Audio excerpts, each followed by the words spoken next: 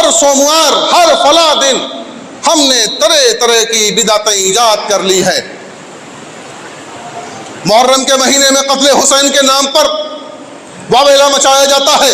سفر کے مہینے میں پورے سفر کے مہینے کو منحوس قرار دے دیا گیا۔ ربیع الاول کے مہینے میں میلاد کی مجلسیں منعقد ہوتی ہیں اور نہ جانے کون کون سے خرافات ہوتے ہیں۔ معاف کیجئے گا میرے نوجوانوں، مجھے بڑی تکلیف ہوئی جب میں نے سنا کہ عید میلاد النبی کے موقع پر اس جلوس میں ہمارے نوجوانوں نے بھی شرکت کی، ان نوجوانوں نے شرکت کی جو اپنے آپ کو کتاب و سنت کی بالادستی کا دم بھرتے ہیں کہ ہم کتاب و سنت کے علم بردار ہیں، کتاب و سنت پر ہم عمل کرنے والے ہیں، کتاب و سنت کے ہم حامل ہیں۔